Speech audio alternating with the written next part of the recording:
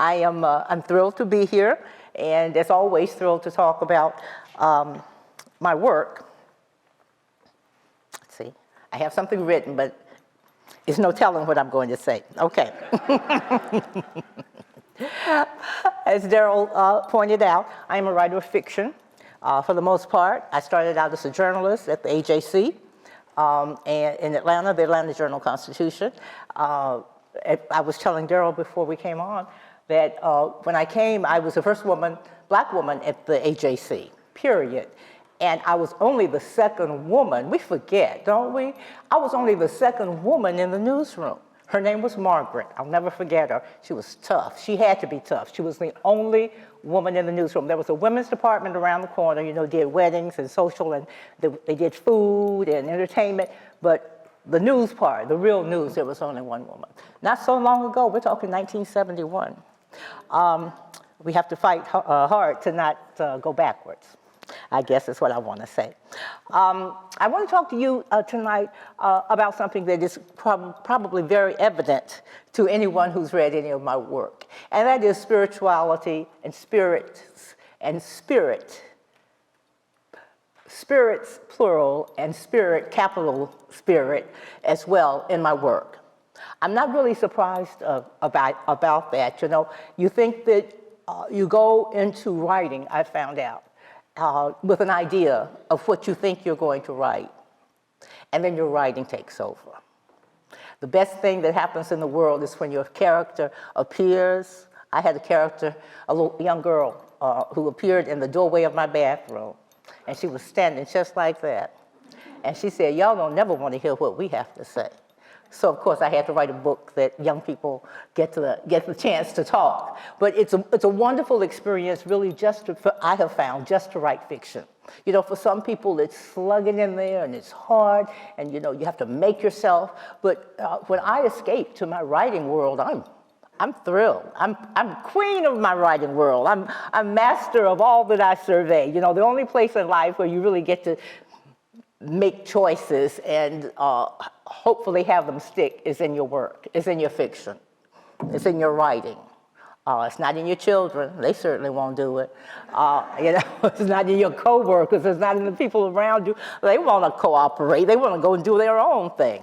So one of the things that I did discover is one of the joys of writing is to be able to put on the page what is important to you. I was just telling some members of my table over there who have been longtime readers of mine that one of my novels was a paean to Zora Neale Hurston's Their Eyes Were Watching God.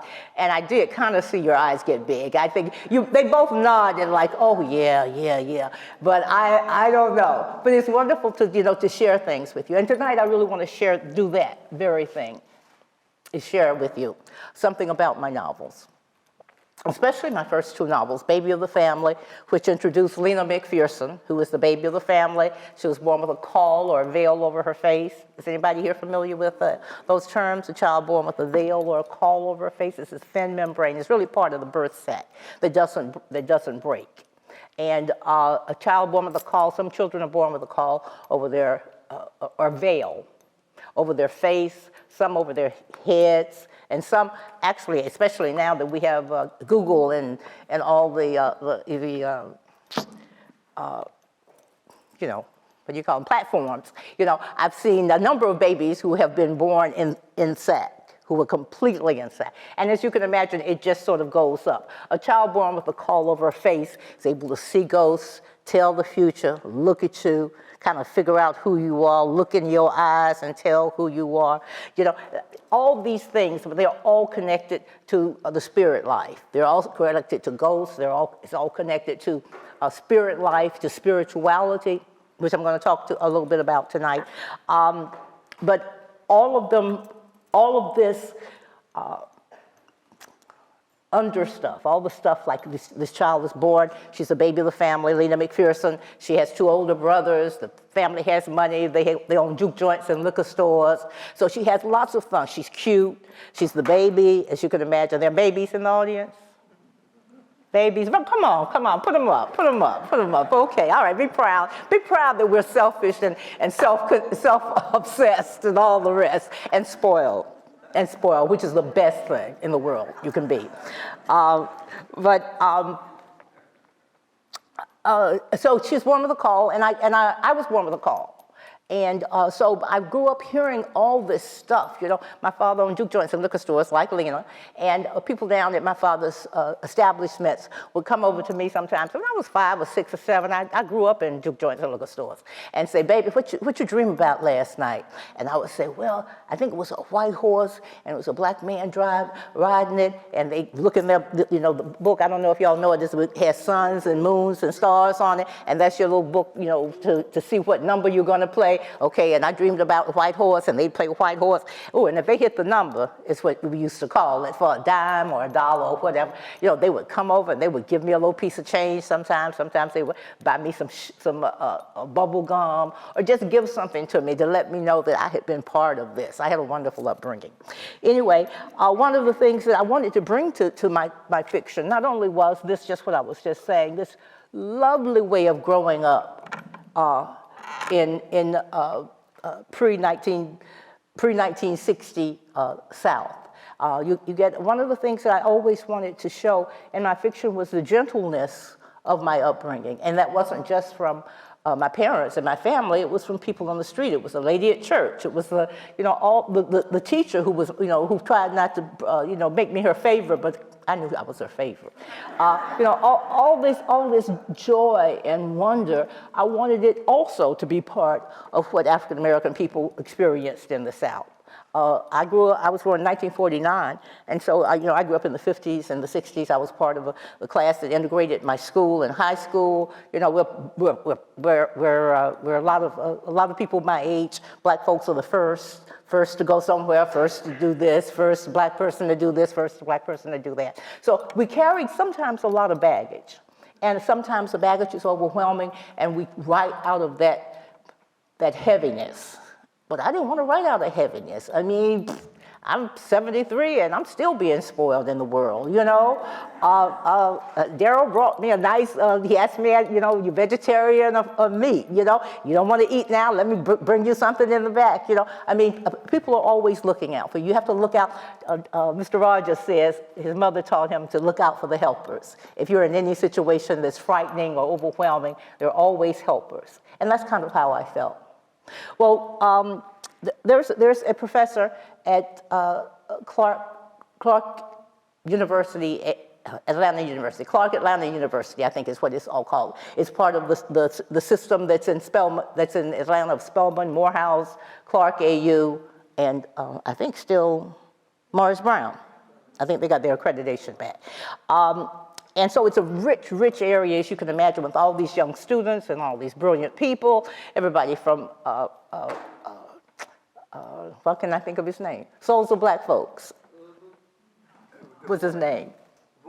Du Bois, thank you, W.B. Du Bois. Everybody, you know, from him to my aunt who went there to study religion, to me, who graduated in 71 from Spelman. I have a friend, she's a friend of mine, she's the head of the English department at Clark AU. And she's, you know, either, as they say, publish or perish. So she's published a number of books. And her area of expertise really is African American fiction, Southern African American fiction. She's from a little town. Her mother took over her father's farm, so she came from farm people who killed hogs, and they used to ride hogs for fun. She's really country. And she said at the farm, they would be so, this is in Georgia, they would be so anxious for new company, new faces, the same thing, that they would lie in the middle of the road and put their ear to the ground like they had seen in movies of Indians doing, Native American people doing, just hoping somebody would come. And they would hear somebody coming, and they'd get so excited, and they'd go, oh, that's just Junior, here he come again, you know. She's very country, but very, very literate and very scholarly. And she's written a number of books. One of her specialties, she is of the Ifa faith, and which is a traditionally African, I think it's called traditionally African religion. But it's also part of the whole belief throughout Africa among Black folks. throughout Africa of a living spirit, of spirits being part of your life, of spirits being actual deities that show up, that are part of you. Many of you probably know Oshun, because she's a deity of the ocean, of waters, that very deity of women. But Georgine, I knew her before. I knew her when I met her when I published my first book, and we've been friends ever since. As a matter of fact, her daughter is my godchild. But she wrote a book. She's written a number of books, and one of them has a chapter that is titled "The Ifa Paradigm: Reading the Spirit in Tina McElroy Ansa's Baby of the Family." So I'm not the only one who sees spirits in my book, and in it she writes. She makes the case that there are so many spirits and African symbols that are in African American works that we may not even know about. Because I was familiar with Ifa states, and I knew Oshun maybe, but I certainly wasn't familiar, with all the spiritual deities that are there. And one of the things that I love about her work is that she sees not what I saw, because I didn't know anything about spirit, but she sees what's like in my spirit. She saw what was in my spirit. When I first started writing 5 decades ago, I guess, I don't think I was writing about Orisha or the ocean or spirits and Shango. I didn't know those things. But what I did know is that there was some sense of spirituality in what I was writing about. I was writing about ancestors. I was writing about ritual. We Southerners, we love our rituals. Oh my goodness, everything from Sunday morning, put on a pot of grits, put on water. In my house, it was put on a pot, first thing in the morning, my mother would put on a pot of water for grits. We love grits, we're a grits family. Please do not say anything about sweetening or spicy, or what do they call it, savory now, or everything. There's one grits, okay? Salt, pepper, and butter. That's it, okay? Thank you, my people. But so I had all these things that many of us understood. Many black folks had the same kinds of rituals. Many Southerners, for that matter, had the same kind of rituals going on.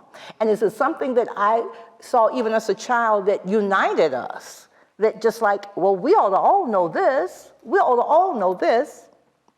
When I was growing up, it doesn't really surprise me that I write about spirits or spirit or African deities, because I grew up at a time. I remember when we had one of the first TVs in our neighborhood, and people would just walk in, just come in on, see Ed Sullivan, we here to see it. I don't even think they announced themselves. Our living room used to be full. But one of the things that I noticed, I also came from a storytelling family. We lived with my grandfather for a while, which was wonderful. I called him Big Daddy. And Big Daddy was a storyteller. He was a storyteller in the family. And one of his specialties, or his specialty really, were ghost stories. And of course, that's what the kids wanted, scare us out of our socks, And what my grandfather loved about it is, even though we lived together, even though we lived in the same house for a while, when he told ghost stories, the TV went off. And I remember thinking, ooh, and I'm one of those kids who got up we had one station in Macon, Georgia, where I'm from, and it didn't come on till a certain time, and so they would have the thing, yeah, and the mascot for our station, Channel 13, was a black cat. He was always waving like that, and so that's what you saw. You saw this black cat waving and the test pattern behind, and I'd sit there with my cereal and just as happy, and my orange juice and watch that test pattern, because I knew cartoons were about to come on, okay? Captain Kangaroo was not far away. And so, I really saw the power of TV. I saw strangers coming in just asking, can they come into a stranger's house because they heard you had a TV? It was a wonder. It was a wonder in the 50s. The TV went off when my Big Daddy started telling stories on the porch. And I was a baby of the family, so I got to notice things. Babies are great noticers. They fill around the house. They know all the business. That's why you go to the baby will tell you everything that's going on in that house, because they've been listening and nobody's paying them any attention. And so I was just amazed at this. And I remember thinking, I want to do that. And I actually remember thinking, I want that power. Because I thought it was a power to be able to tell stories, to mesmerize people, to talk about things that were quotidian in some households, ghosts and spirits and all that. But I was told ghost stories that I incorporated in my fiction because I saw how rich and deep and wonderful they were. As I said, my big daddy, my grandfather, my father's father, Frank McElroy, told ghost stories just to get us screaming and hollering and running all over the house, because then he would go in his bedroom and close the door, and Mama had to keep us up with us all night. We would have our nightmares. He'd never get up when we had nightmares. Mama would get up in the nightmare. That was sort of his, just to entertain us, just to make us happy, to excite us. My great-grandmother, who was this tissue paper thin, she was an old lady when I was a little girl. Don't run around grandmama, don't bump into grandmama. That was it. But she told ghost stories too. But her ghost stories were, let me go to her daughter first. My auntie told ghost stories, but she was a good Christian woman. And so they were parables for how to live your life. This man, he was a mean man in town. And when he died, all the window panes in the funeral home were covered with flies. And then one night, somebody got up and heard a knock at the door. And they opened the door, and he was standing there, and he had his hand in his hands. Oh, Lord, he had his hand in his hands. And we'd be screaming and hollering and running all around. But what Auntie was telling us is, you live this way, this is what you reap. You reap what you sow. Live a certain way, and you will be remembered a certain way. Live a certain way, and you go to heaven. So that's what Auntie thought. Auntie believed, sincerely believed. And so her ghost stories were parables. And then my great-grandmama, as I was telling you, she had the same name as my mama, Nellie. And she told us ghost stories just really to kind of calm us down, They didn't seem that way at first. She would sit next to you sometimes, just be quiet, especially after Auntie had told, scary ghost stories. And said, now, Grandmama, and she's going to be gone in a little while. And, you'd protest. And she said, no, that's just the way it is. Got to make room for y'all. But I'm not going to be here. But you remember, if you feel somebody sitting at the foot of your bed sometime, way to calm a child down. What are you talking about? Somebody's going to be sitting at the foot of my bed sometimes? Don't you worry, baby, because that's just your grandmama. And you my little puppy, and I'm always going to be there. So it kind of helped you, but it kind of terrified you. Well, wait a minute, when is she going to be doing this? What is she going to be looking like? And of course, you know how old folks are. I'm old folks now. How old folks are, they back away from it when you start getting interested. So she just would back away. Don't you worry about it. I'm gonna be looking out for you. And so as I began to form myself in my teens as a writer, I started seeing all these ways that spirits and ghosts and scary images and all this were part of my birthright. Were part of something that was part of me. They told ghost stories. I could sit at my father's bar and hear customers tell ghost stories. I mean, ghost stories were part of my upbringing in Middle Georgia in the 1950s and the 1960s. And this all formed me as a writer. It formed me, especially as a writer of fiction. And I saw all the ways that ghosts and scary things could be used as, analogies for how you were living and what was going on and what you were afraid of and all the rest. So, of course, I made my first character, Lena McPherson. She was born with a call, all the rest of it. She had to see ghosts. And, she had to, by the end of the novel, just sort of reconcile herself with what you're going to be afraid your whole life. Are you going to accept who you are? Do you know who you are? I cannot tell you what joy it has given me that these questions have arisen from my fiction among young people and older people too.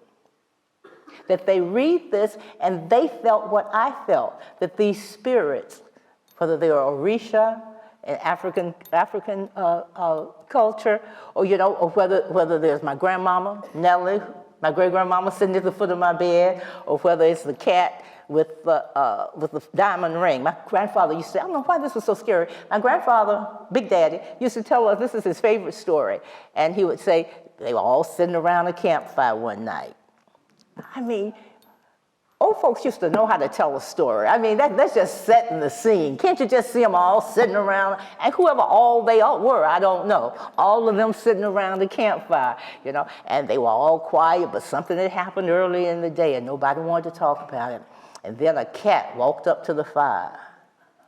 A cat walked up to the fire. Yeah, and he was a gray cat. And he reached his hand into the fire to get a piece of meat that was frying there. And he had on the lady's diamond ring. Oh my goodness, we would scream and howl. I don't know what a cat with a diamond ring reaching in the fire to get some fat meat is so frightening, but I mean, we were terrified. I can see what I thought, because I looked at cartoons, I thought it was a cartoon cat. I mean, I think everybody else, I think my older siblings were really terrified by it, because I kind of thought it was kind of funny, kind of cartoon cat. I think they actually saw that because they were up all night. I was a baby, and if they stayed up all night, I knew that, you know, something was up. So when I began to write fiction, I knew that, as I said, that I knew that I wanted to have the capacity to capture an audience the way my Big Daddy did. I wanted to be able to tell a story and have meaning in my stories, like my great auntie and my great-grandmama told. And I also wanted to just entertain and be funny, like the folks down at my place who told stories that were real scary, and at the end there would be a joke, you know, and then, you know, how the tension would be building up, and then it would just break. It was just wonderful. It was just wonderful. I mean, how else could I have done anything but be a writer? I always say that when I get to heaven, I want God to show me exactly why, okay, now you didn't take this path because so-and-so, you took this path, how did I get to be a writer? And I see it like a garden, a walk in a garden, you know, and it's going to be just so wonderful because I know now that nothing just happens. Nothing just happens. You know, we need to pay so much more attention to life and what's going on because nothing just happens. It's always a reason or a meaning, or even my belief is my great-grandmama telling me something, sitting at the foot of my bed. Lord, I would give her anything if grandmama was sitting at the foot of my bed right now. I shouldn't ask for that. She's probably going to do that at the hotel tonight.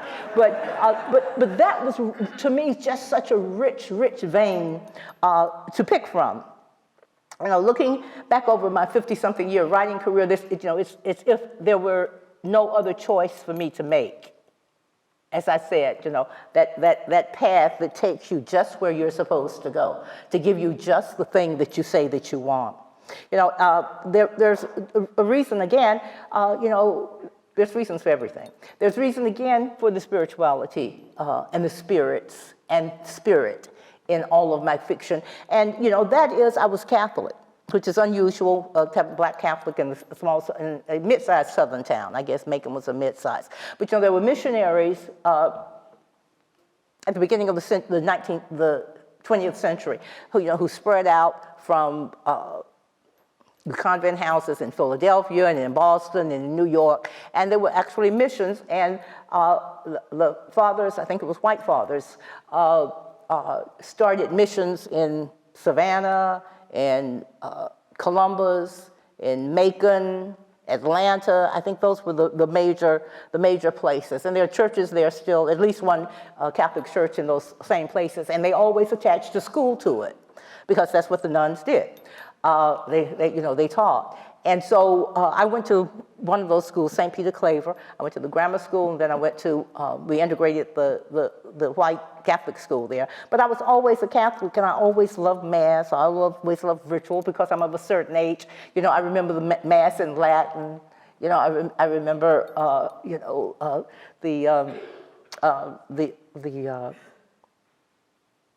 the priest facing away from us to do. I remember wanting to be an altar boy, and they told us in no uncertain terms there was no way they're going to be altar girls traipsing up on that altar. Okay, gosh, that was so mean.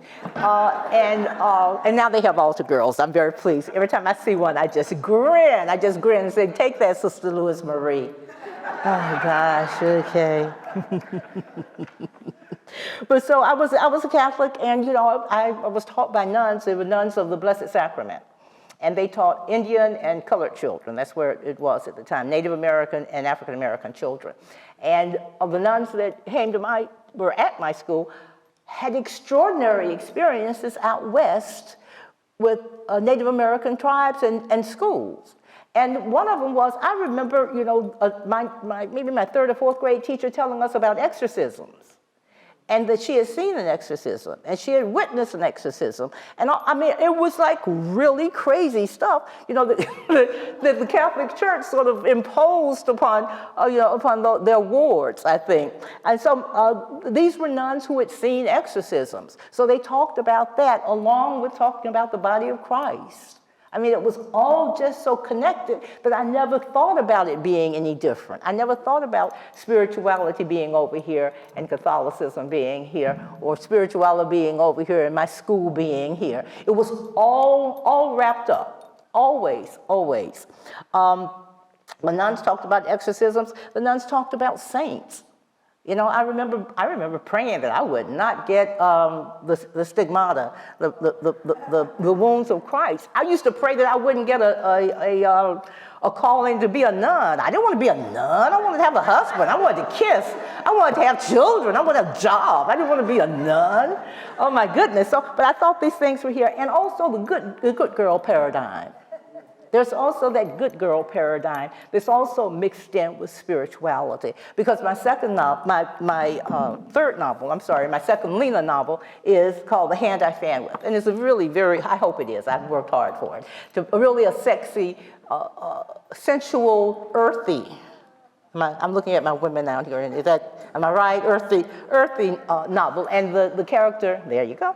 The character is Lena McPherson, who was a baby of the family from my first novel. And I got to see her grow up and mature into this spirituality, and to the point that in The Hand I Fan With, she is an adult, and she's lonely, and she has lots of things, lots of money. Her parents have passed on.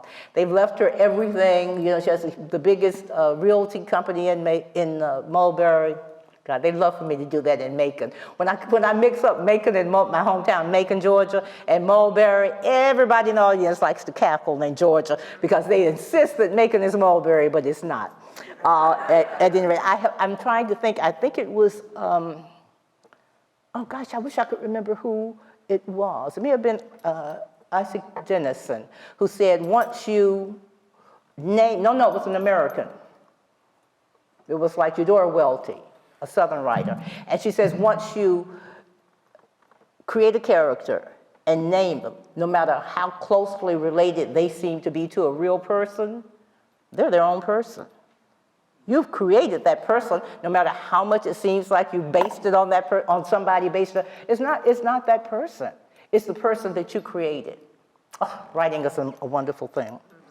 Okay, but as I said, everything that shaped me to talk about spiritualism. And it doesn't mean, when I talk about Catholicism in the South, it certainly doesn't mean that the formally accepted Black Southern Baptist, background and all those things that it brings. I mean, think of James Baldwin and all those things that it brings, and he wasn't even in the South, all those things that it brings to the table. Excuse me. It doesn't discount all of that. But we're not a monolith. I mean, even in this room, how many different kinds of upbringings are there in this room alone? How many people worship their mother? How many people had to escape from their mother? I mean, it's so rich and so deep. And again, the spiritualism in it, the spiritualism that I brought to my writing, I hope deepened it in a way that a formally accepted Southern Baptist view would not have deepened it. Not that it's better of, but it's a different view. It gives us a different view of what Black people were doing and what Black people were caring about and how Black people were seeing the world and spiritualism and all the rest. We talk about 40 years ago, when I first started publishing, the idea of any other view than that same view that had been written a great deal about in African American literature, whether it was the Southern Baptist background or whether it was the urban streets of the North, which always seemed really strange to me. I'm a real Southerner, Lord. There are all kinds of viewpoints from the Midwest, from everywhere, from across the waters. But in the beginning, when I was doing this, I think, I was on the cutting edge of writing about something that did not involve what had been written about in the past. And the idea that a young girl from the South, even though she was plagued by what she considered her spirits, plagued by this power that she had because she was born with a call, because she was born with this thin membrane over her face, that it was a unique view. And I hope that I have continued that through all of my fiction. I'm always writing books. I have to tell you, this is so funny. And I know I've said things about women and men already, so I'm sorry, but I have to say this. This was a guy who asked me this question, okay? And as you will learn, it's a real guy question, okay? I did a reading, and this is maybe after my second book. And he stood up in real seriousness and says, well, how long do you think this ghost thing is going to last for you? How... It was like, okay, you had a pretty good run with the first book. You're going to wear this ghost thing out, which is what he was saying. I said, I'm going to wear it out to death. I said, I am going to wear it out till I cannot write anymore. I wanted to tell him this is the richest, most wonderful vein that I have ever struck, including being the baby of the family, which is a pretty sweet deal. But to be able to write about spirituality in a way that African Americans had not written about it at that time, to open up ways of looking at spirituality, not only in the spirits, the ghosts that show up, but also the belief in spirituality, to believe that there's some underpinning that's not trying to make it every day, not trying to get by the man, not trying to feed your family. It's that rich, deep vein that runs under all of us, whether we call it spirituality or whether we call it faith or whether we call it voodoo or whether we, whatever that we call it, Santa Maria, whatever that you call it, it's a belief. And this is what has run through all of my fiction. I started out with ghosts as having meaning in my fiction. Now, that's not true. I started out with just ghosts showing up. They would just show up. And it was just like the most wonderful thing. I would remember that my father had a younger sister who died in childbirth. And I never really thought about it a lot. I don't even think I ever asked him his name. I know they named her because there was a portrait of her over my grandfather's and grandmother's bed, my mother's bed, my grandfather's bed. And it was an infant, like a sepia drawing of this beautiful little girl and clearly her baptismal dress and a little cap and all the rest of it. And I remember being a little wary of the picture. I wasn't afraid of it, but I was a little wary of it and hadn't thought about it in years and years. And it came to me, and that little girl became a character. That little girl became something pivotal in my work. So, it wasn't just using ghosts for nothing. Some of them just showed up and told me who they were, told me why they were important. Some of them just showed up and scared me. Or scared my viewers, scared my readers, and some of them showed up to really tell me something. Really tell me something. Put this in your book. Somebody will read it. Somebody in Florida will read your book 50 years from now. Will read it and feel that same vein of spirituality that is so pure and wonderful and scary and enlightening.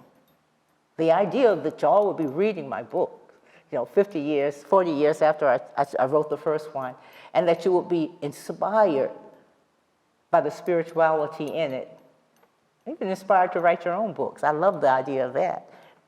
But inspired to look at your life in a different way. Inspired to tell your kids ghost stories. And inspired to share your life with your grandchildren or with or at a podium like mine. You know, spirituality is so in this room. It's just all up in here. And I hope you take it home with you. Hope you read my books, but I also hope you take it home with you. Thank you.